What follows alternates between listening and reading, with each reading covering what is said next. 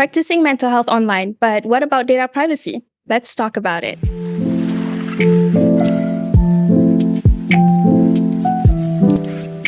So, welcome everyone to the first official episode of Let's Talk About It podcast by SafeTalk. Finally, we get into the nitty gritty of mental health, where we cover things that most people shy away from. And I'm Fauza, your host. And today we're here with none other than Shafkat, which is our co-founder and director of SafeTalk. And today, stick around for a chat because we're going to talk about data privacy. And if you don't know, Shafkat is HIPAA security and HIPAA awareness certified, as well as mental health first aider. So shall we get started? Yes, thank you very much, Fauza, and thank you, everyone. When we talk about data privacy, right, my first thought is that, of course, like anyone else, I'm an internet user. I browse through different websites every day. I use all sorts of different apps. And then sometimes I just sign up in random websites that I've never heard of just because, I want to get like a free result, free trial or something like that. But I don't know how safe that is. So if you could explain to me, why should I care about data privacy? Okay. Yes. So data privacy, to start, just to set the topic, I would say is very, very important. Right. And of course, I want to dive deeper into it, right? Why is it important, as you say? First thing, the initial answer would be like such things as identity theft, or like people getting access to your data that they shouldn't be able to see, right? So that's the initial answer, I would say. But if you look at the larger picture, I would like to this is example that I want to share. For example, in a physical world, right? You have your own house, and in your own house, you have this is like your comfort space, or I would say your safe space, right? Where you can be yourself. You have some maybe certain activities or something that you do in your own house that you don't want others to find out. Right? This is your safe space where you can be yourself and do whatever you want.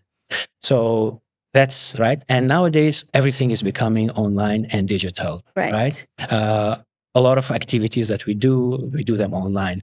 So what's happening is that I feel like everybody lives two lives right now. We live this physical world, like we live in our house and all, and then we live in an online world as well. A virtual world. So, and this digital identity is getting created for each one of us in this online world, right? And more it's happening. Like, as you said, you're signing up on more websites. That means more websites have your information. More of your data, of your daily life is becoming online. And so now you have these two different personas, I guess, let's say you are running, right? And in the physical world, you have your house, you have like governments protecting you, there are laws, and there's a lot of like rules and standards that are set to make sure that your safe space is your safe space. But in online, of course, it's moving so fast, especially with AI and digitalization of everything. So the question here becomes like, how do we protect now the data? Because half of our life is online. There's information about where you live, what you do, what you ate, and other personal information. Everything is online.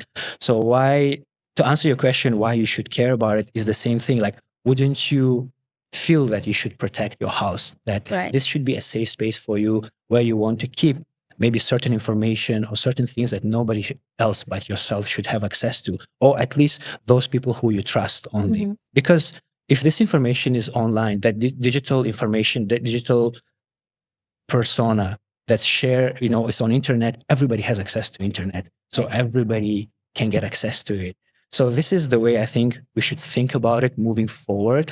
First of all, how do we protect that online person, and why is it important to protect? Because the good thing or the important thing would be like to create a safe space, not only in the real world, but also in a digital world.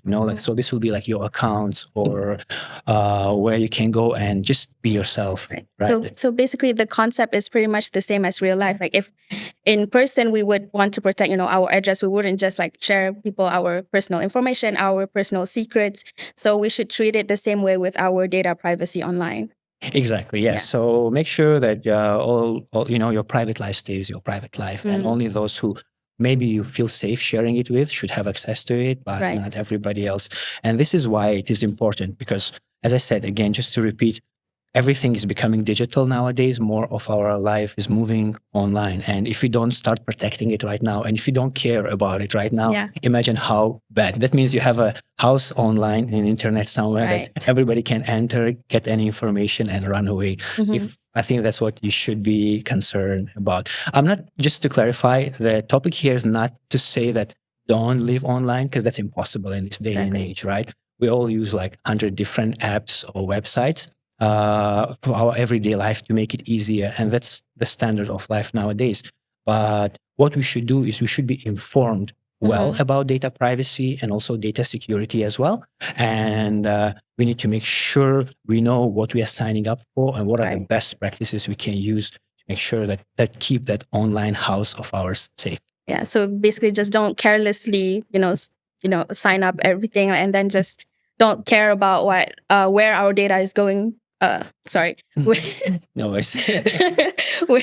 Yeah. So basically we just need to be more cautious and be more alert. Right. And like you said, more informed. I think informed. I wouldn't say don't sign up on things. Just know what are the consequences if you sign up, because you can't, let's say banking, for example, is something that only happens online nowadays. There's no way you'll be able to live just on physical cash, right? So that's something you can do. But of course, as I said, there are like best practices, or there are like good practices that you can follow if you are informed the right way of doing it. So I'm not here telling you don't use Instagram or don't use Facebook. I do use it myself, and we are a digital company, But one thing, as a general user, you have to be informed about it, and then you can make the right decisions and kind of protect yourself. Right.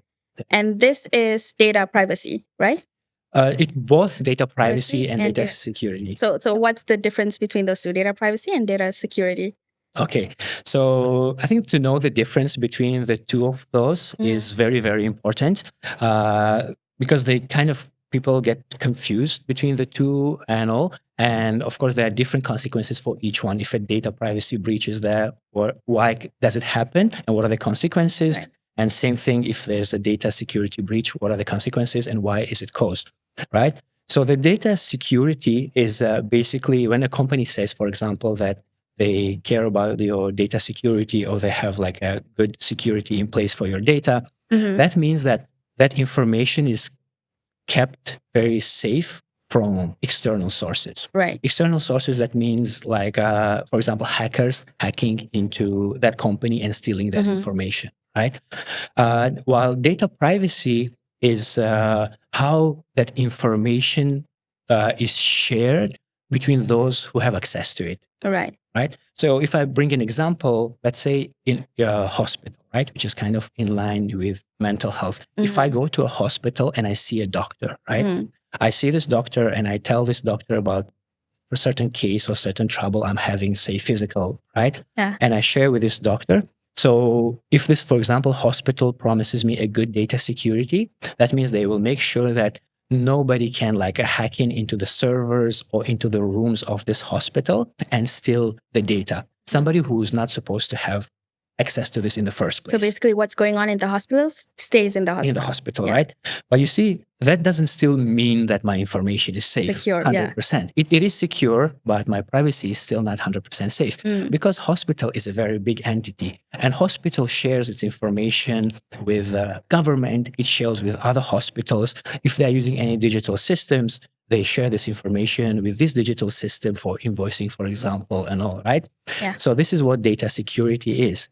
Data privacy is. So data privacy will be like within the hospital, how that information is shared, or also with the third parties that the hospital has a contract with. Say, example, I saw a doctor, for just a general practitioner doctor, right? Does that mean every nurse in the hospital knows about my case? Does that mean the director of the hospital knows about me? Does it mean every other doctor knows about it? So that is what data privacy is, right? So this is a very important distinction to do, because, we hear a lot of cases nowadays that, okay, there's a data breach happening, but we need to know, I think it's very important to know it's whether it's a data privacy breach or it's a data security breach, right? Because The reason why I say it's important is because when this kind of breaches happen, we need to know which is the weak point and which one need to be worked on more, which need to be focused more, especially as users. If, for example, you are signing up for an app, you need to know like what are they doing for your data privacy and what they are doing for your data security. Yeah. Right. I hope that explains the main difference. I think that explains. So basically, data, correct me if I'm wrong. So data privacy is more about our information and who has access to that. And then data security is more about in that, in that company or in that, hospital or like you said, house, any other examples. It is protected from outside threat, from external threat. So everything is safe inside, but then how do you manage the data privacy as well, right? Exactly. And it's and the reason why the distinction I would say is quite important is a lot of time when we talk about, like, for example, not signing up, you said, should I not sign up on a platform, right? So that would be like because you are afraid of this company having bad data security. That means you're afraid that somebody might steal it, right? But let's say if they have a good security and they've never been hacked, for example, does it mean that you should still sign up? Right. But it's still important to know how your information is going to be shared within this company, right? Like a big example of this I would bring is the case with Cambridge Analytica of Facebook that happened in 2016, right? It was one of the biggest like data breach scandals of all time, I would say, almost. And what happened there is that it's not that Facebook got hacked. The security of Facebook is the best. They are one of the biggest IT companies with the best engineers who make sure that nobody can even like reach any near 10 miles of your data, it's kept safe. But the problem here is data privacy. That means because Facebook contract, like everybody uses Facebook. Facebook is integrated with a million different other apps. That means it has to share its data with certain apps, right? And when you, for example, do advertisement, that information, that personal information gets shared with almost every other company, right? It's all connected. It's all connected. So what happened in that case was that, again, Facebook didn't get hacked, but didn't have proper data privacy, say, guards in place, which managed to like leak some data. And of course, that data was misused, and we had the whole problem. I think I don't have to go into the details of that. Everybody knows it was a big movie on Netflix, and it was talked all over about this topic. So that would be like a data privacy breach, I would say. And I think personally, I would think data privacy is a lot more important than data security because, again, computer technology has moved so fast. It's almost impossible to hack into any system nowadays, even basic things like a Wi-Fi in a workplace or at home. Just to crack that password back in the, I don't know, late 90s or early 2000s, you could do it. There were like tricks, like even you could do it as a home practice as an IT student and get through. But nowadays, it has become so complicated, it's almost impossible to do. It still happens, but now what we need to focus on is data privacy because over the years we've collected so much information, and now we need to know what to do with that information, how to protect it properly. Yeah, because like when it comes to data privacy or data security, people always use, hackers, and it's like glamorized, and then people are more scared of that. But then there's also this other thing called data privacy that people should focus on more. Right. Exactly. And I think especially like, because of this topic, I know we're talking a lot about data privacy. It's about mental health, right?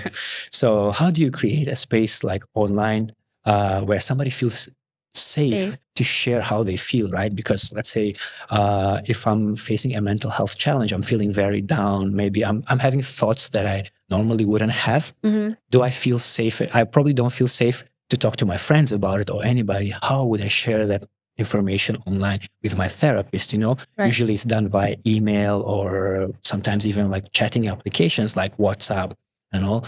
Like it's very, very important. And coming back to data privacy again in mental health case, right? Let's say I'm attending a therapy session with a center, right?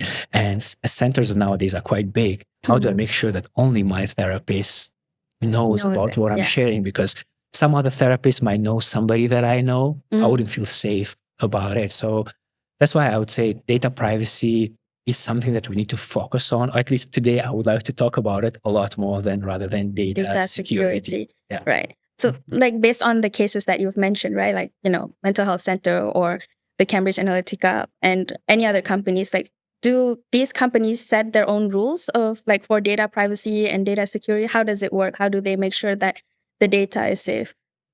Okay, so it's first of all, yes, companies do set their own standards and must set, I would say, their own standards on how they protect the data. But of course, governments, since this is becoming so big, governments are getting involved as well. Like with the case of Facebook and Cambridge Analytica, Congress actually asked them to come for an interview. There was a whole TV, like I would say TV interview where the congressmen were asking questions from all these big tech giants, right? Right. So the government is getting involved and trying to control it because it's growing at such a fast speed. If the governments don't get involved, I think some tech companies, unfortunately, just care about making money, and it's going to just go bad and wrong from there. So, but also each company kind of sets its own rules as well, because this technology has moved so fast. There's no specific laws in most of the countries yet. Some countries do have it. And that's why companies need to set their own standards. I would say in a lot of startups that I've seen coming up, especially in mental health, they're doing an excellent job. A lot of focus goes into data privacy, and they're following very amazing techniques to make sure that, the data stays private and also secure at the same time as well. But if I talk about government laws, for example, in Malaysia, we have PDPA, that's Personal Data Protection Act, that safeguards the information of basically it's a set of rules that are given to any company that collects user data online. But the problem with that, I would say, it's very broad. So, for example, if we talk about healthcare or mental health, right, there's no specific clause for that, or there's no specific standards or safeguards for that. So PDPA only covers just general data of any person, right? But the thing is, when it comes to mental health, the data, as we just said, it's a bit more sensitive than, for example, if I'm on Instagram and I'm posting about what I ate, and that's my private data, but that's not as sensitive as me, for example, writing a journal to my therapist at 1 a.m. at night when I'm feeling very down. Right. So that's a lot more personal data, and there has to be very, very different set of rules to protect that. It can't just be treated as a general information as, my house, maybe my address or my phone number or my email, because there's less damage that can be done with those, and there's more damage personally that can be done to me if it's when it comes to mental health data, right? So we have like PDPA in Europe, you have GDPR as I would say a more stricter rules and standards for collecting personal data for companies. But I think the best one is, I think it's becoming very known nowadays, is a US-based standard called HIPAA. So HIPAA stands for Health Insurance Portability and Accountability Act, right? I had to read the name because I don't remember the abbreviation properly. And so what HIPAA is, I would say personally for me, it's one of the best standards. And I think it's a standard that can actually set a good regulations in place to make sure that health data, especially mental health data, how to guard it properly. It can be safeguarded and, kept anonymous in a proper way if HIPAA is followed. But HIPAA is legally only applicable in US and Australia, if I'm not mistaken, at the moment. The rest of the world doesn't have it yet. Yeah. And you said like you are HIPAA security and HIPAA awareness certified. So you do study HIPAA and like what goes into it, right? Yes. So I'm going to go a little bit into SafeTalk in this section. When we started SafeTalk, we really wanted to focus on data privacy a lot, data security and the privacy as well, because we are entering this, this industry, which is very, I would say, it has a lot of sensitive information, right? Mhm. And we wanted to from the beginning, we wanted to focus a lot, make sure that put all our efforts into, at least most of our effort, into creating a good safe space for everybody, right? As the name SafeTalk as well. It's there. Yeah. So what I did is that I actually studied on my own first, and then I applied for these online courses where you can get the certification. You can become a certified mental health security officer, I would say, and also HIPAA business associate awareness advisor or like a person as well. So I did those securities to understand it better. So first of all, it's good for myself to know. And secondly, that these standards can be brought to SafeTalk and we can implement it. And we, from very scratch or from zero, we can build SafeTalk the right way. Right. Yeah. So yeah, you mentioned HIPAA. Now I understand that it's like to you, it would be like the highest standard, right? For data. But can you like explain how does HIPAA ensure that it safeguards your data? Okay. So it's very interesting that we set this conversation. It was planned to talk about difference between data privacy and data security again, because it's such a there's two aspects that are very important to know the differentiation. So, and the reason why I say that is when I, for example, talk about this HIPAA or just data privacy and mental health to people, everybody, first question you get, oh, that means like your data is like very, like you use like high standards of encryption, right? Yeah. And of course we do. But the thing is, HIPAA is a lot more than that. And believe it or not, so HIPAA covers three main aspects. So I would say three pillars of how to follow, like how to protect data online. Right. So only one of them is data security or such encryption and these things, and the two other have a lot more to do with data privacy, as we spoke. Like how is this data shared within the company? How this data shared with external parties that this company is involved in, right? So the first question I get, oh, that means you guys have just good encryption in place. I'm like, no, we have a lot more than that, and HIPAA is so much more than just encryption. And that's just one of the smallest pillars, I would say. So if I explain, I think it's very important to know what are these, I would say, three pillars of HIPAA I would like to dive into. So the first one is data security, right? That means all your data has to be fully encrypted.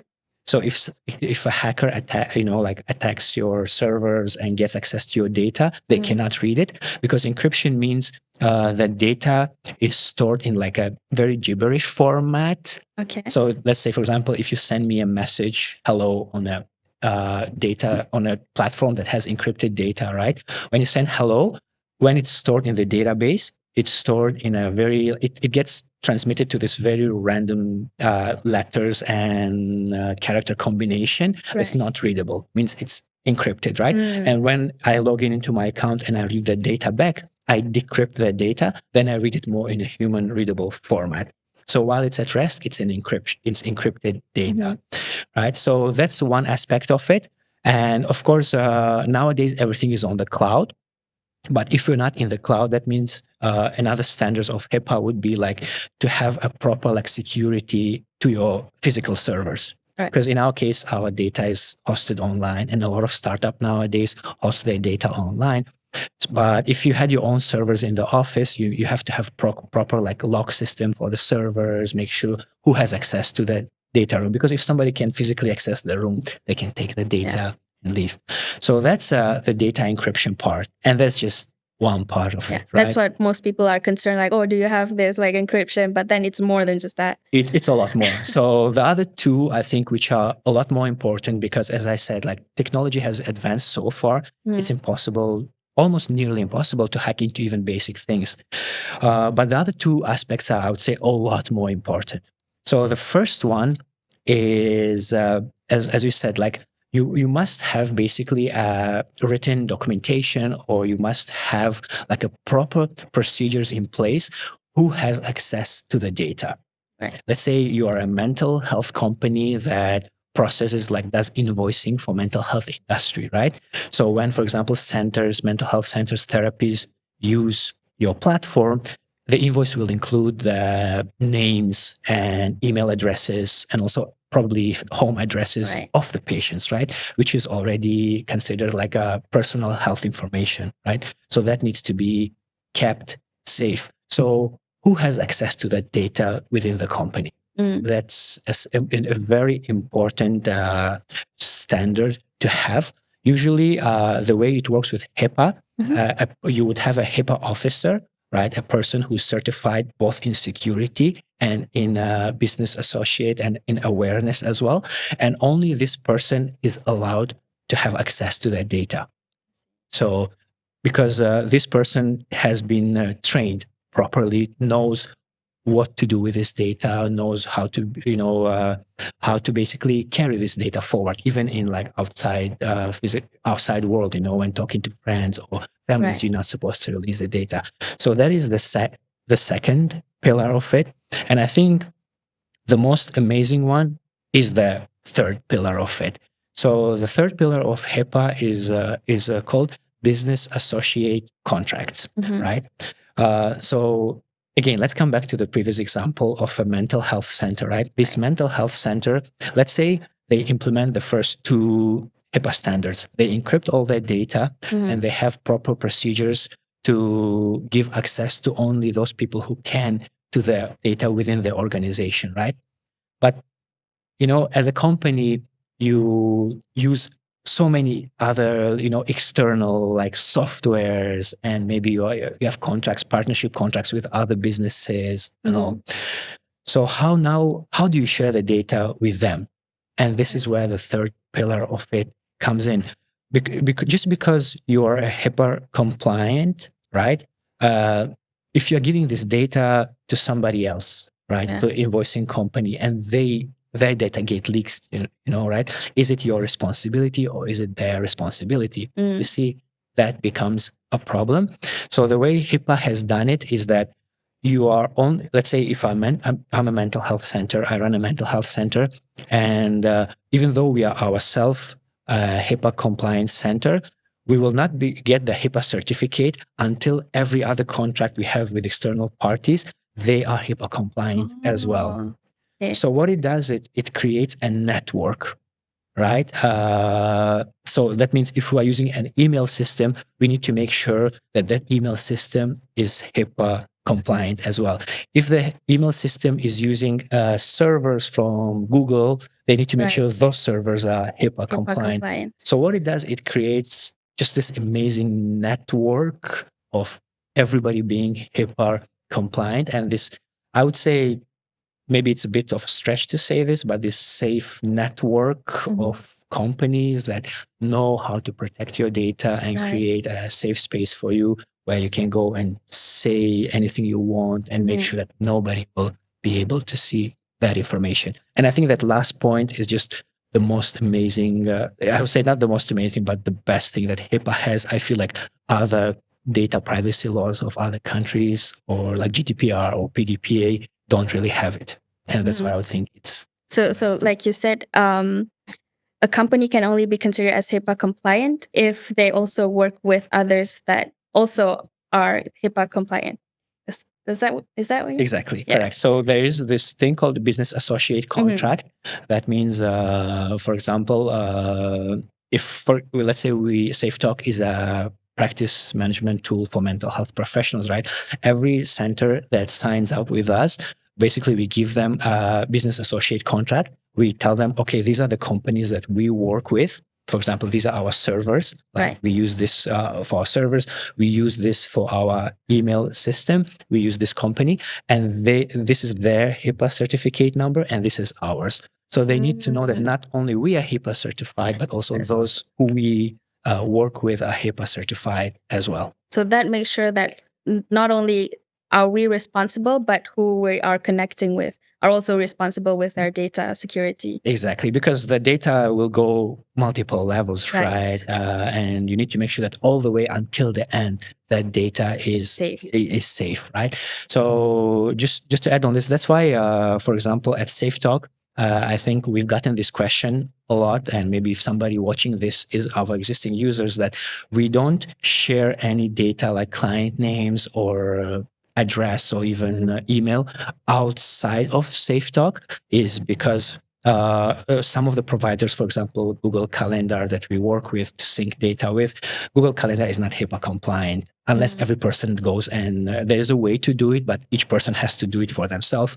So we cannot release this data outside of our platform because we follow HIPAA standards, right? We keep your data safe. But if our external party is not, we will not share the data with them. You still, in HIPAA, you still can work with companies that are not HIPAA compliant as long as you don't share the personal information with them. Right. Yeah. So, well, that's a lot of information. It is. Yeah, but it's really interesting. I think I wanted to ask you more question about SafeTalk, but I feel like you've kind of covered it all before. Because I wanted to ask, do we cover all the necessary steps to making sure that clients' data is secure? But then SafeTalk already follows whatever HIPAA guide is, right? So yes, we do. The thing is, as I mentioned, HIPAA is legally only applicable in US and Australia, right? So HIPAA is the way it works is a company would follow all these procedures that I mentioned about and set proper rules in their company and create basically a framework that they will follow for keeping the data. And then the government will come and do the audit, and if everything is passed, then they will give you the HIPAA certificate. Right. That's how it works. But that only works in US and Australia, right? So because Malaysia doesn't have HIPAA, so what we've done coming to SafeTalk, legally, we can't claim that we are a HIPAA certified company because even if we did, technically we are not based in US. Yeah. So legally we don't have a HIPAA certificate.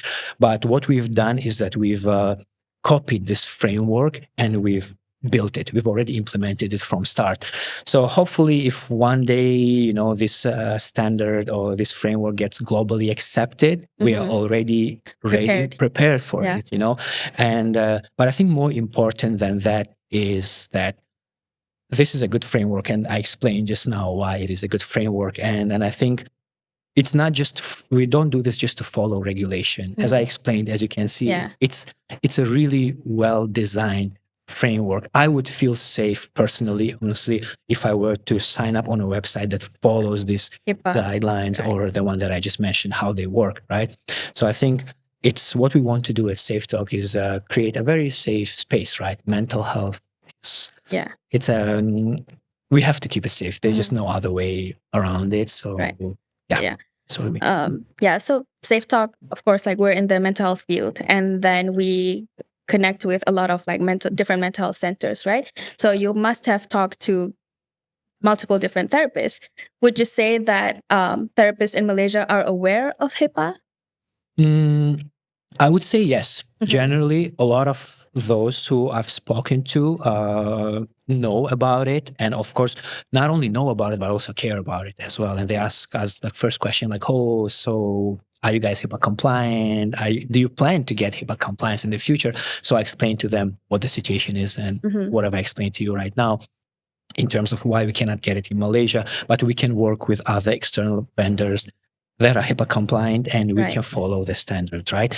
So everybody knows about it, but then there are, of course, cases when people are also not aware about it as well. Or maybe they not just applying it. know about it, but it's not applied properly, right? So, but I'm sure it will come, and it eventually, as time goes by, and us having this conversation, I think will educate people a lot more about what HIPAA is and what are the standards to follow, right? Of course, we dived in very high level of what needs to be done. Of course, there's a lot more when you dive deeper into it. Maybe we'll have more conversation about it. But there's definitely a lot of, I would say, knowledge about HIPAA in Malaysia, especially in mental health industry of Malaysia. Because the thing about HIPAA is it gets very detailed as well. And this is actually an actual conversation that I've had with a mental health center or therapist in Malaysia is, for example, in one of the standards of HIPAA, even sharing initials of people is considered violating. It's basically considered that you are sharing personal health information, right?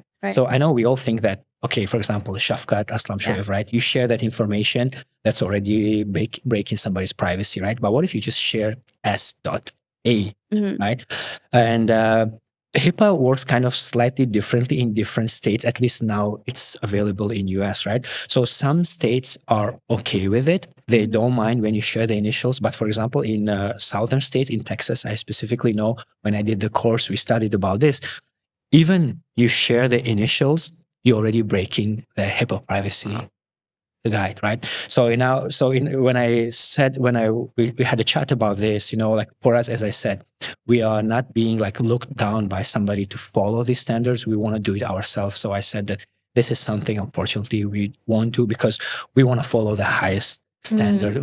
There are ways around, to maybe let's say, for example, if that initials need to be shared with a third-party software, maybe we don't need to do that, right? Because the initials need to be shared so that person can be identified, let's say, with the invoice number or something like that, right? Just an example. There are other ways to do it without exposing the person's name, right? Maybe create a unique ID that can be associated with that person or something like that.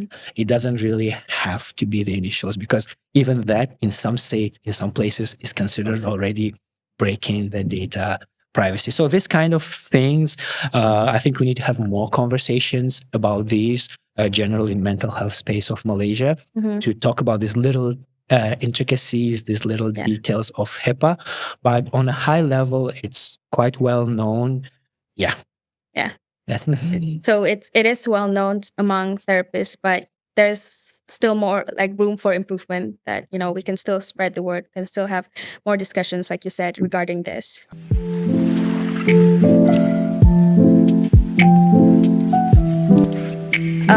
Since we already kind of covered all the basics of data privacy, data security, and understanding how it works, right? But I feel like most people are still sort of, I'm just speaking of like general people, right? Not specifically like mental health professionals or anyone in, professional industry. So people are just generally, I feel like, desensitized over privacy issues because we always hear that, this company, that company.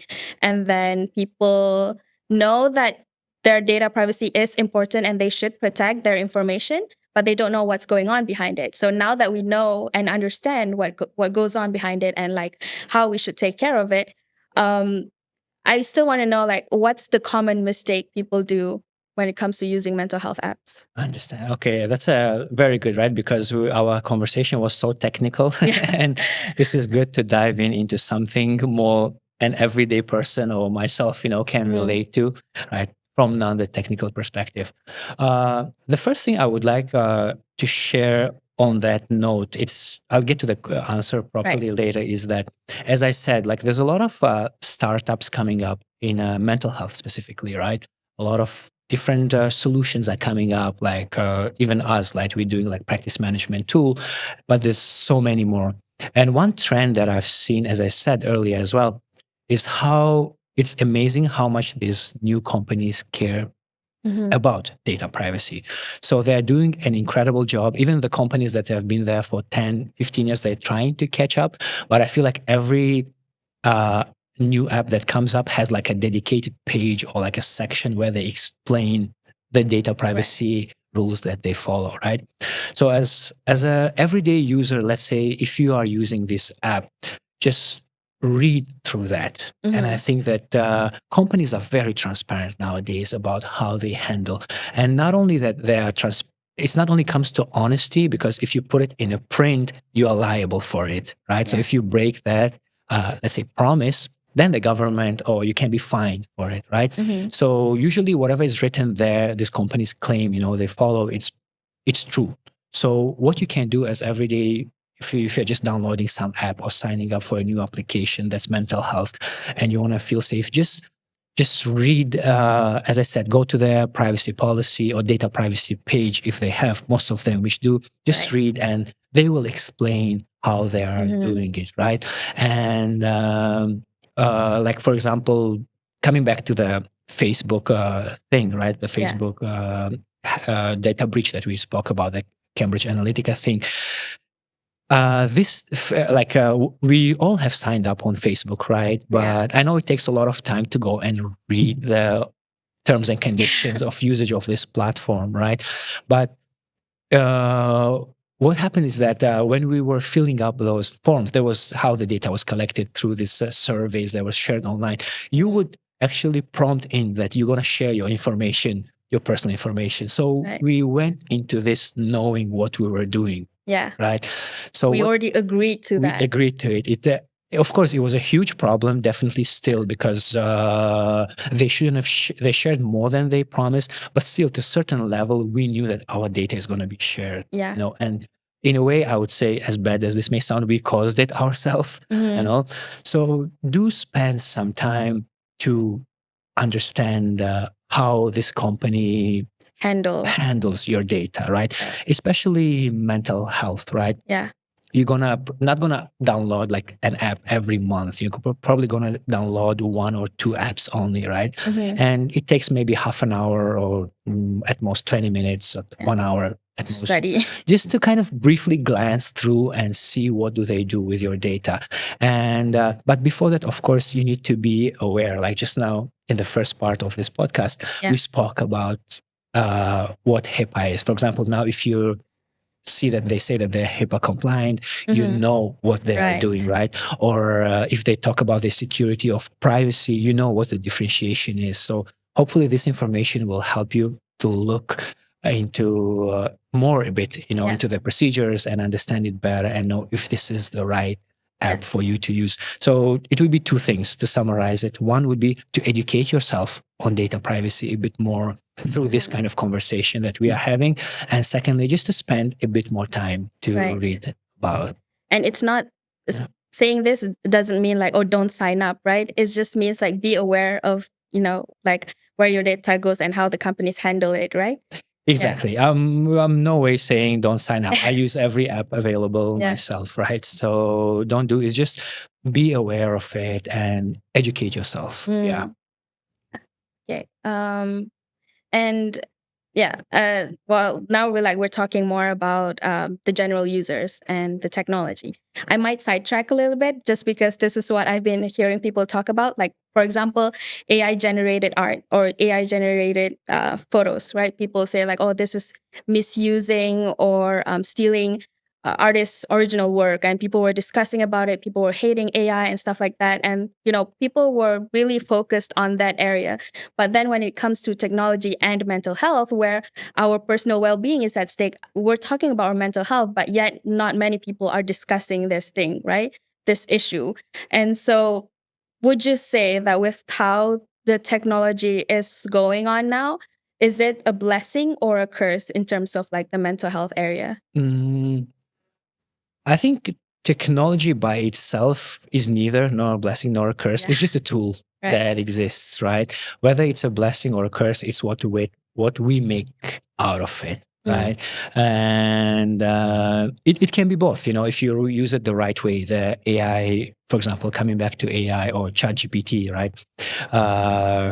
If you use it the right way, you can use it to, you know, how to say, to make yourself more productive, you know, because there are so many mundane tasks and repetitive tasks that we can do that takes us so much time, which this tool can help us do it a lot faster, right? And at the same time, you need to know that sometimes the information that it gives you is very wrong, right? Yeah. So, like for example, there was this study recently published in a health university in UK, where they asked all these AI generators to generate like a health diet plan. And of course, this information was reviewed by actual doctors, you know, health doctors, and they analyzed the data and they realized that 33% of the time, or like 3 out of 10, are completely wrong, and it could be actually more damaging to your health. Right. But honestly, if you're going into ChatGPT and you're going to ask it for an opinion, and then it's just going to give you, of course, some information that, because it's generated, the information that the AI tools give you is generated from other information online, right? You don't know who's the source. You don't know what's the, the credentials of the person who created the original information. So don't take it, be careful. That's why I said, again, coming back to the first point, educating yourself is very important, right? You should know what, let's say in data privacy, you educate yourself about what is, for example, privacy, security, and reading about companies, what are they doing, right? In AI, it would be like just generally understanding that AIs, this information is generated from other sources, right? May not be credible sources as well. So when it gives you something, just don't go, don't wholeheartedly go into it and follow it, because it could be generated by some wrong source. So I think, as I said, so technology is a tool. It can be a blessing or it can be a curse. That totally depends on you. If you educate yourself on it and you use it properly, it can be a blessing. But if you're just gonna, follow it kind of blindly without depend on it, it can become a curse. Like let's say, for example, mental health, right? If you're feeling down and you're going to ask ChatGPT, what should I do when I'm feeling down? I don't think that's the right place to ask that question. You need to talk to a professional, like a therapist, somebody who studied it and knows how to guide you properly, right, through your emotions. So, yeah. Try educate yourself and find the balance between, what is good for me, and then when should I stop depending on it? Right. Yeah. And also, since we are also focusing more towards like personal mental health, right? In cases of data breach or mishandling of sensitive data, how can that affect someone's mental health? I think it can not only affect your mental health, but it can affect a lot more than that. Because the first thing that happens when a data breach happens is that the credit card numbers get stolen. And of course, this is your hard-earned money in your account. And if somebody misuses it, sometimes you can work with banks to get that money back, but a lot of times you can't, and that's gone. Right. And of course, imagine, you spend your last few months working very hard, earning money, and then some website didn't have proper security in place. And because of them, your data got leaked and now your hard-earned money is gone. Yeah. That's going to be very bad. I think it will affect your everyday life. You might need this money for something else to keep, maybe to support, to provide for your family or for yourself. So that's gone. And of course, that's going to have a domino effect into your mental health. You will probably be stressed, anxious about it. So that's like indirect effect that it can have. And a more direct effect would be, a lot of time when these breaches happen, this information is automatically published in dark web, and somebody like sets up like a database that you can go and search and find. So you can search by name or by email and things like that.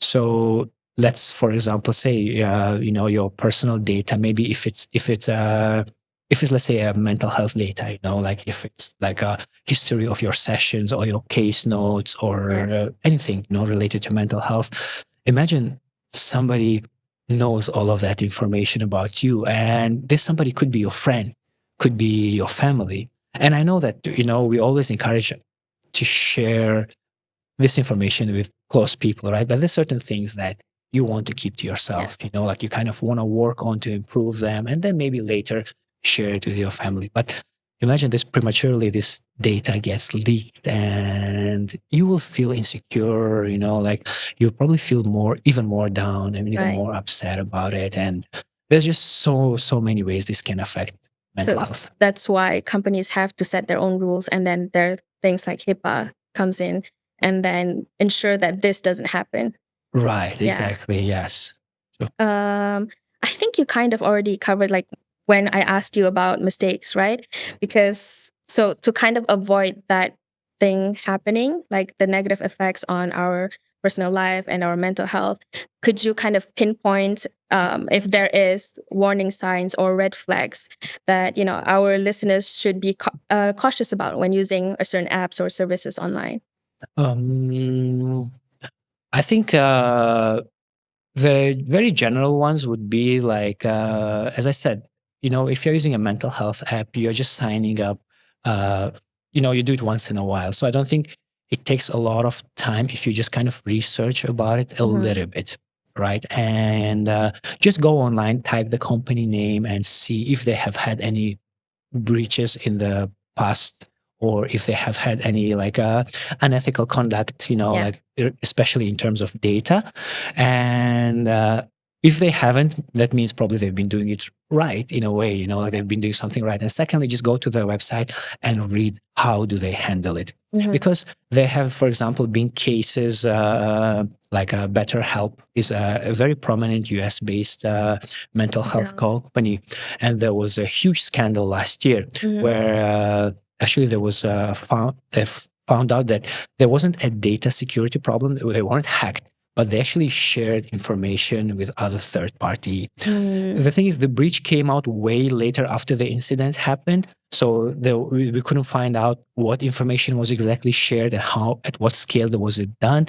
But if I'm not mistaken, this was said by the employee of the company itself who came forward with this information.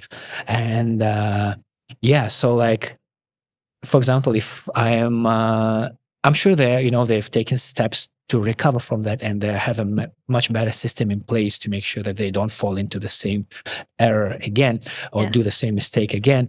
But this can be a one red flag, I would say. Like probably be more careful. Maybe go, if you find this okay, this has happened to this company in the past, at least go and see what they have done since then. Right. Have they committed to new standards, or have they created a new framework within themselves to make sure this does not happen again? Or have there been any like strict laws maybe by government put on them, like to make sure that this kind of thing does not happen again? So this two steps, one would be just to search about the company online. And in terms of, again, we cannot implement this in Malaysia, but of course, if you were in US and Australia, I would say just make sure the company is HIPAA compliant. Because then that would be the green flag. You don't even have to go and research and read about it, because the framework is there. The government has done the job for you. If they're HIPAA compliant, means they're doing it right. They're secure. Right. I think that's about it. Okay. I think we've covered quite a lot, and I hope that a lot of people, like our listeners or those who view our podcast, gets new information and spread it to people, so that more people understand that this is an important topic. And even though it's not commonly talked about, we should talk about more about this thing, right? Absolutely. Yes. Stay safe online. Stay safe. Thank you so much, Shafkat, for sharing your knowledge with me and with other people. So all right. Thank you very much. Thank you very much. All right. Yeah, that's all. Okay.